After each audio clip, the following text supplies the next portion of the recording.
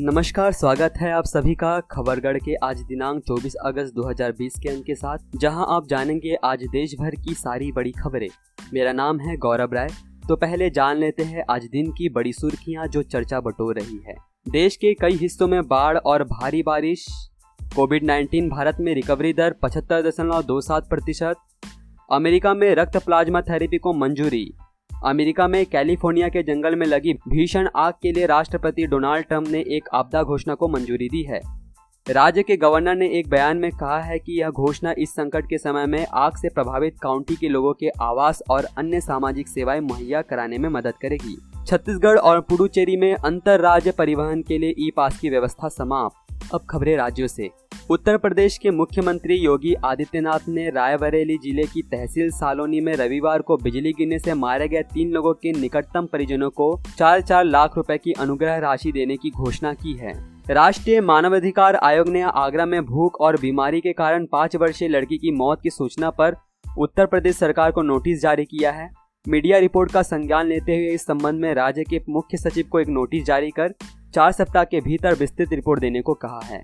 CBI के अधिकारियों ने अभिनेता सुशांत सिंह राजपूत की मौत के मामले में उनके दोस्त सिद्धार्थ पिठानी, रसोइये नीरज सिंह और घरेलू सहायक दीपेश सावंत से मुंबई में लगभग 5 घंटे पूछताछ की। पटना के बिहटा में पीएम केयर्स फंड की मदद से बना 500 बिस्तर वाला कोविड अस्पताल का उद्घाटन आज। मुजफ्फरपुर में बनने वाले 500 बिस्तर वाले कोविड अस्पताल का उद्घाटन जल्द होगा। कोविड-19 से ठीक होने वालों की दर बढ़कर 81% हो गई है। राज्य में अब तक 1,22,000 से अधिक लोग कोरोना से संक्रमित हुए हैं, जबकि 98,000 से अधिक लोग उपचार के बाद ठीक हो चुके हैं। पश्चिम बंगाल सिलीगुड़ी नगर निगम के अंतर्गत काम करने वाले संविदा स्वास्थ्य कर्मचारी जो डोर टू डोर कोविड-19 सर्वेक्षण का काम करते हैं, वे सिलीगुड़ी में नागरिक निकाय कार्यालय के बाहर विरोध प्रदर्शन किया। इसके साथ ही उनके विलंबित वेतन और राज्य सरकार द्वारा घोषित मानदेय की तत्काल रिहाई की मांग कर रहे हैं। आंध्र प्रदेश पूर्वी गोदावरी जिले के डोड्डावरम गांव में आंध्र प्रदेश पुलिस ने एक कोविड-19 मरीज को अस्पताल ले जाने के लिए एक नाव का इस्तेमाल किया, क्योंकि इस क्षेत्र में लगातार बारिश के बाद गांव भर गया है। जिले के नगराम गांव के एक उप निरीक्षक द्वारा नाव की व्यवस्था की गई थी। मध्य प्रदेश के आदिवासी बहुल धार जिले में गरीब कल्याण रोजगार योजना अभियान के अंतर्गत श्रमिकों को रोजगार मिलने के साथ माही डैम को पर्यटन स्थल के रूप में किया जा रहा है विकसित। तमिलनाडु तिरुनेलवेली जिले में स्थित कुड़नकुलम परमाणु विद्युत संयंत्र में आज से बिजली उत्पादन शुरू होगा। राजस्थान में तेज बारिश का दौर जारी है। जवाई नदी में उफान आ जाने से टापू पर फंसे 2 चरवाहों व 205 बकरियों को करीब 18 घंटों बाद सोमवार को रेस्क्यू किया गया। इन चरवाहों ने अपनी बकरियों के साथ रात टापू पर ही गुजारी। नई राष्ट्रीय शिक्षा नीति को लागू करने वाला कर्नाटक देश का पहला राज्य बन जाएगा।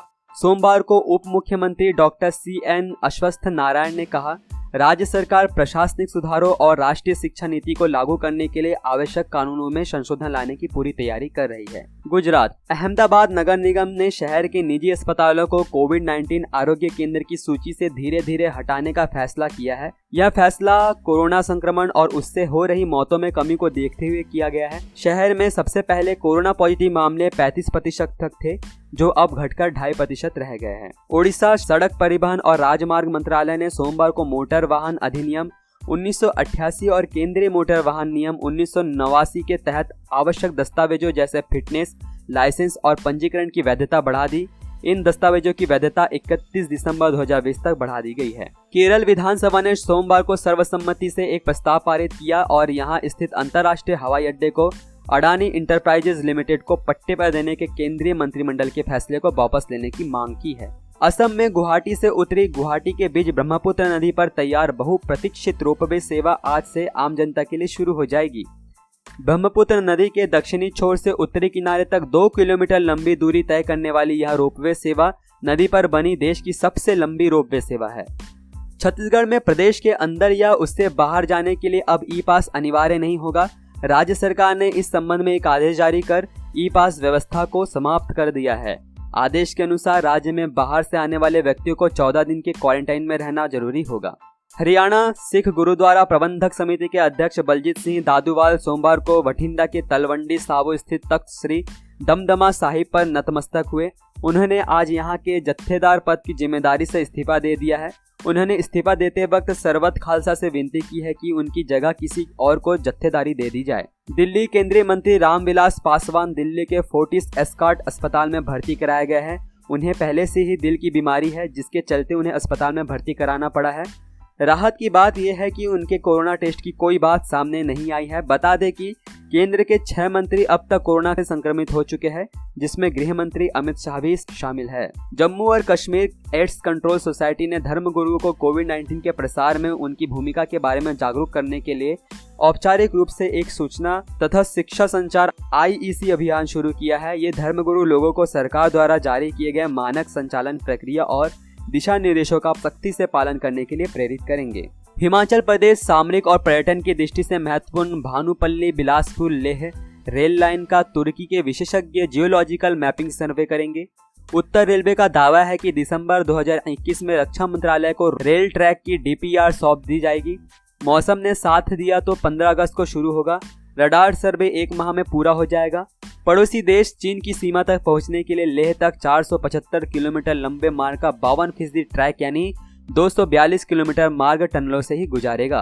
अरुणाचल प्रदेश तेलंगाना में पिछले 24 घंटों के दौरान कोविड-19 के 1842 नए मामले आने से राज्य में संक्रमित लोगों की संख्या बढ़कर 1,06,091 हो गई है। राज्य में कुल 82,411 रोगी ठीक हो चुके हैं। स्वस्थ होने वालों की दर 77.67% हो गई है। लद्दाख केंद्र शासित प्रदेश लद्दाख में कोविड-19 महामारी अपने पैर फैला रही है। वहां संक्रमण को रोकने के लिए प्रशासन ने हर संभव प्रयास शुरू कर दिए हैं। लद्दाख में बाहरी लोगों के आने के साथ ही संक्रमण का प्रसार भी बढ़ गया है। खबरगढ़ के तरफ से विशेष सूचना। अधिकतर राज्यों में लॉकडाउन लगभग खुल चुका है, पर कोरोना अभी भी हमारे आसपास ही है। इससे बचने के लिए सरकारी दिशा निर्देशों का पालन करें।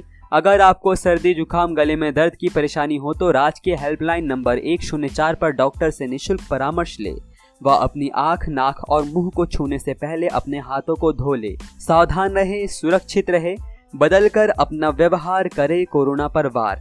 आप सभी के लिए ये सारी जानकारी मैंने और खबरगढ़ की टीम ने जुटाई है। अभी के लिए इतना ही। देश दुनिया की बड़ी खबरों के लिए हमारे साथ बने रहे।